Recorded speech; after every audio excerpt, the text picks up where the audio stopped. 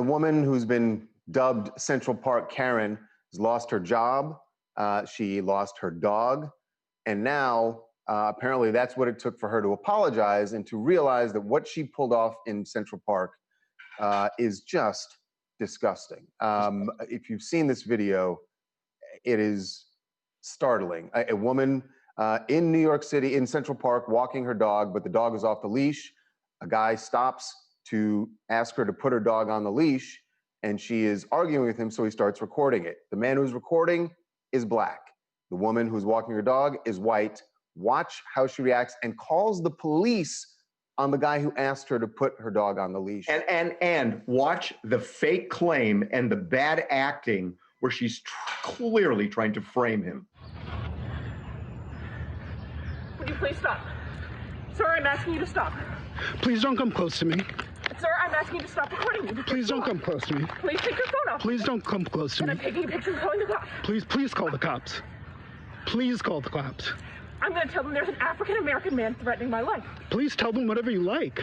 I'm in the Ramble, and there is a man, African-American, he has a bicycle helmet. He's recording me and threatening me and my dog. There is an African-American man, I am in Central Park.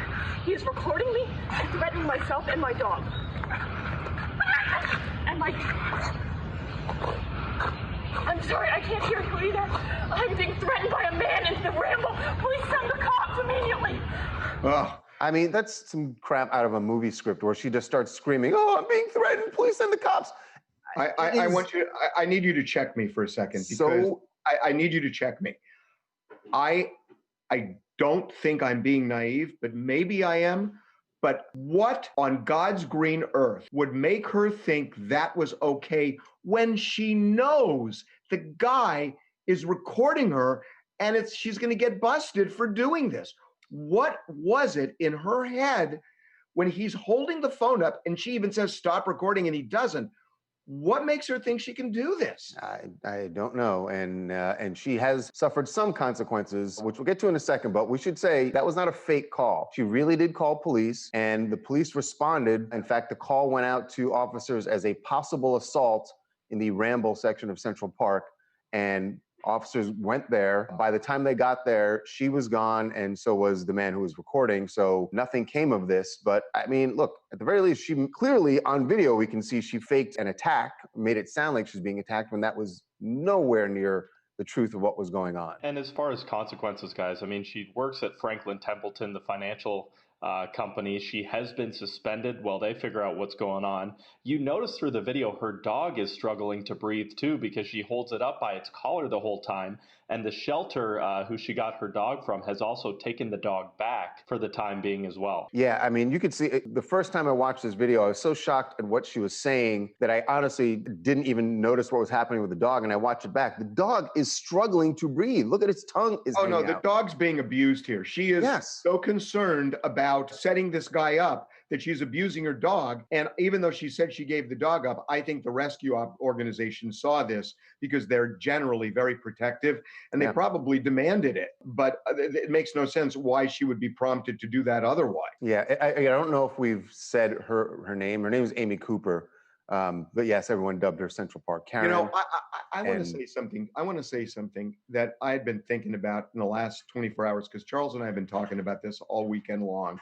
And this, you know, the horrible case in Minneapolis and now this, and we've been talking about something. And, you know, I've been thinking back when I was a young reporter at the NBC affiliate in LA. I did a story about how the Beverly Hills Police Department, this was a long time ago, they would constantly stop black guys who drove expensive cars at La Cienega and Wilshire. And it happened all the time. And I actually, the guy who told me about it, I put him in a Mercedes and boom, it happened. And I've been thinking about this.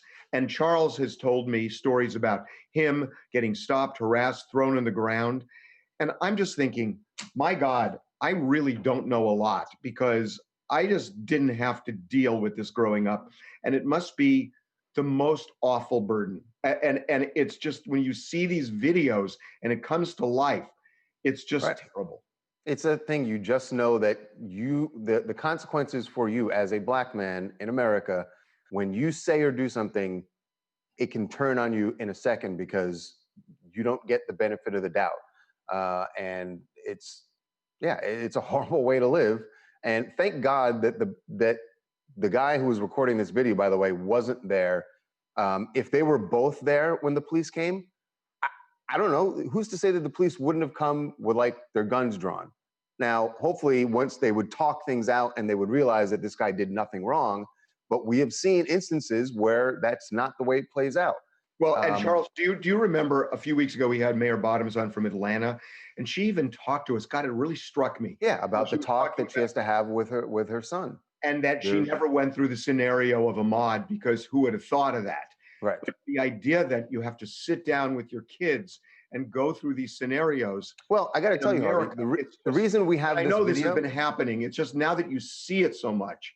But I want to, in this case, the reason we have this video is I'm sure this guy, who we don't know who he is, he's recording the video because he knows he needs to make sure it's on video so that he's protecting himself. Right, he's got to protect himself because he knows that she's going to make some accusation, especially the way she came at him. So he's like, I'm going to keep recording this because I need to show I've done nothing wrong here. You know, maybe one of the most important developments in the civil rights movement is the cell phone. Yep.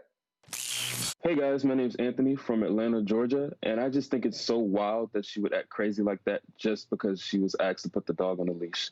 And it also makes me wonder what other calls made to the police have been exaggerated just to get them to come faster. Yeah. Thank God he had video rolling on that because it could have turned out much differently. But Charles, how does she not know this? I mean, I know it doesn't. I can't figure this one out. Yes, we're not going to solve racism here and now. Let's maybe later in the week.